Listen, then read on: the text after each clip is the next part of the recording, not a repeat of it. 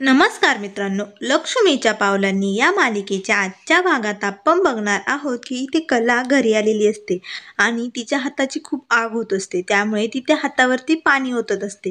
तेवढ्यात तिचे बाबा टॉवेल घेऊन तिथे येतात आणि म्हणतात, धर कला, कसं काय भाजलं एवढं. मग मात्र कलाला लगेच आठवते की तिने नैनाताईला वाचवताना कसे तिचा हात भाजलेला असतो. ते सर्व क्षण तिला आठवत असतात. मग ती बाबांना म्हणते, तुम्ही जेवलात का?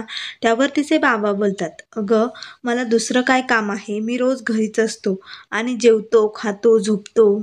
पण तुझं काय ग, तू किती कष्ट करत असते, दिवस रात्र काम करत असते आणि आता तर तू रात्रभर काम करत होतीस ना. तर मात्र कला तिच्या बाबांकडे बघत म्हणते, बाबा तुम्हाला कसं माहीत, सांगा ना. त्यावर लगेच बाबा म्हणतात, मी पण एक जादूगार आहे, मला पण कला येते बरं का. तर लगेच कला म्हणते, खरंच सांगा ना बाबा प्लीज, तुम्हाला कसं माहीत झालं.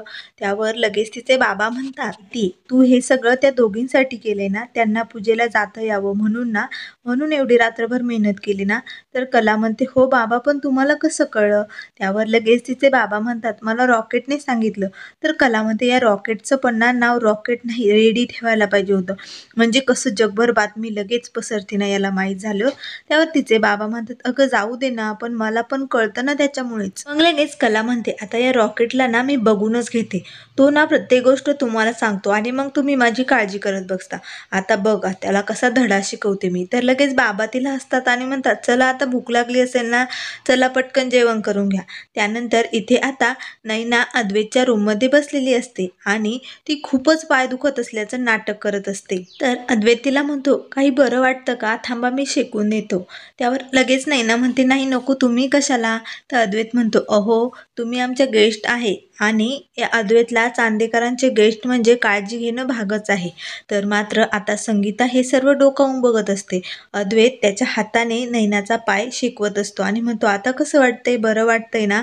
तर नैनाला मात्र खूपच आनंद झालेला असतो आणि ती म्हणते, हो आता जरा बरं वाटतंय. आणि हे सगळं बघून संगीता देवी आईला म्हणत असते, खरंच आज माझ्या नैनीला हिरा सापडलाय.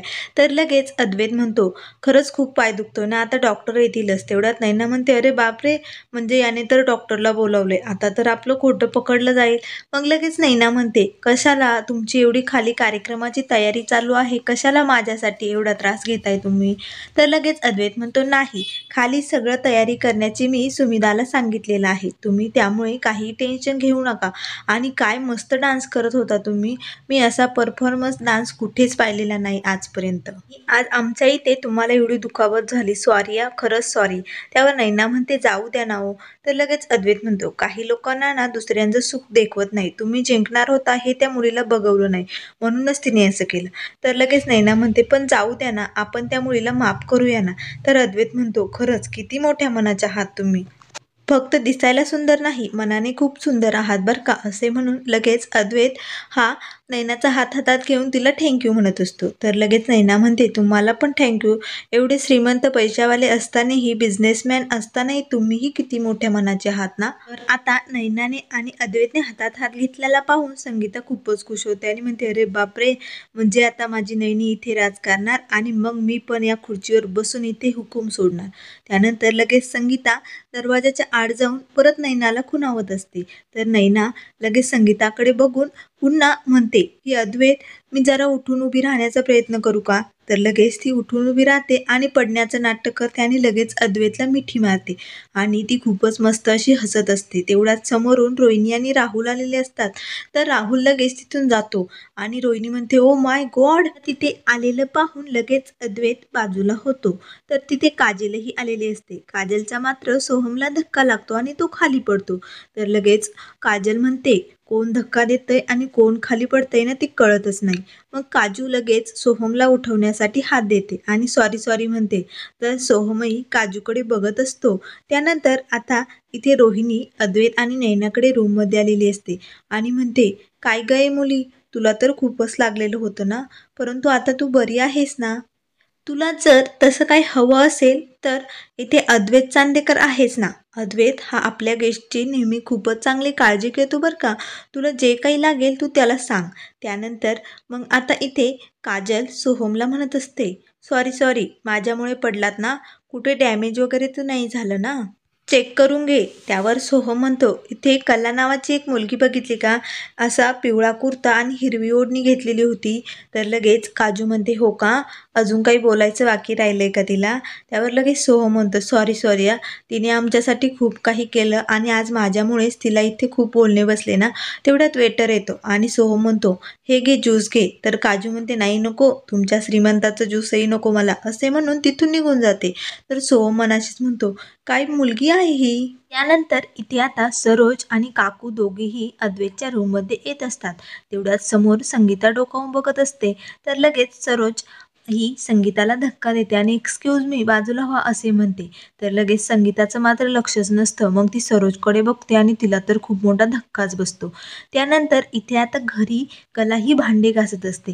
तिला भांडे घासत असताना अद्वैत तिला खूप काही बोललेला असतो. ते सर्व काही आठवत असते आणि तिची नैनाताईही तिच्या बाजूने काहीही बोलत नाही. हे सर्व क्षण तिला आठवल्यानंतर तिला खूपच वाईट वाटत असते. त्यानंतर लगेच तिला कसे पार्टीतून तिथून बाहेर पूजेतून काढून दिलेले असते, हे सर्व तिला आठवल्यामुळे तिला खूपच वाईट वाटत असते. तेवढ्यात तिचे बाबा तिथे येतात आणि म्हणतात, काय ग कला, काय झाले? काय एवढी नाराज आहे? तिथे काही घडलं का? प्लीज बाळा मला सांग ना, आणि तुला बरं वाटत नसेल तर तू जा, मी भांडे घासतो म्हणून. तर लगेच कला म्हणते, नाही हो बाबा, मी ठीक आहे, तुम्ही जाऊ बसा तिथे, मी आलेच थोड्या वेळात आवरून. तर लगेच कलाचे बाबा म्हणतात, नाही नाही, काहीतरी घडलंय तिथे, मला कळायला हवं. कला म्हणते, नाही बाबा, मी खूप दमले म्हणून तसं वाटत असेल, असे म्हणून काहीही सांगत नाही. त्यानंतर इथे लगेच संगीता सरोजला आणि काकीला म्हणते, काय काम आहे, काय हवंय तुम्हाला?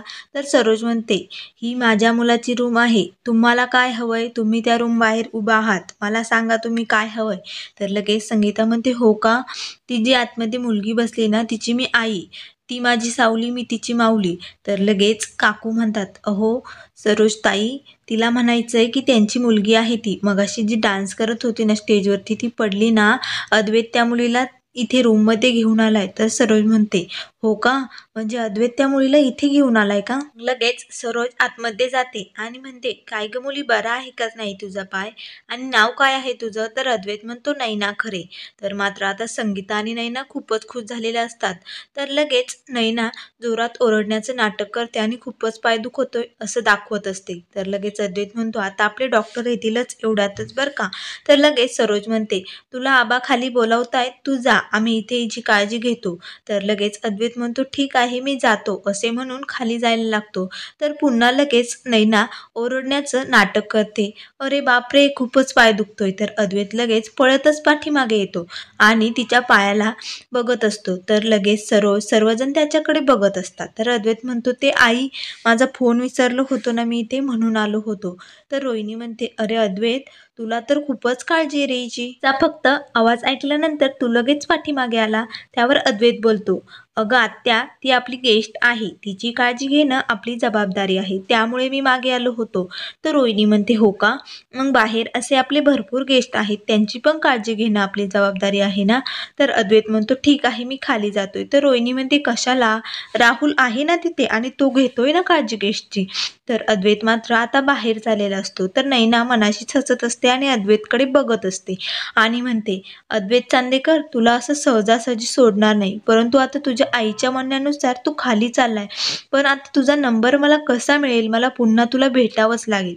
मग लगेच नैना तिच्या कानातलं काढते आणि त्या गादीखाली तिथेच ठेवते आणि म्हणते, बघ, आता मी पुन्हा तुला भेटायला येणारच. आता संगीतानेही ते सर्व बघितलेले असते. त्या दोघीही एकमेकींकडे बघून हसत असतात. त्यानंतर मित्रांनो, पुढील भागामध्ये आपल्याला बघायला मिळेल, सरोज आता नैनाला आणि संगीताला विचारत असते, तुम्ही कुठे राहता, कुठे घर आहे तुमचं, काय बिझनेस आहे. मात्र आता सरोजच्या प्रश्नांची काय उत्तरे द्यायचे हे नैनाला आणि संगीताला काहीही सुचत नाही. त्या दोघीही आता खूपच घाबरून गेलेल्या असतात. आता आपले खोटे पकडले तर जाणार नाही ना, असे त्यांना वाटत असते. संगीताही खूपच घाबरून गेलेली असते आणि तत्तमम करत असते. त्यानंतर इथे घरी कला खूप टेन्शनमध्ये असते आणि म्हणत असते की या श्रीमंत लोकांचं ना काहीच खरं नाही, त्यांच्यासाठी कितीही काही केलं ना तरी काही उपयोग नाही.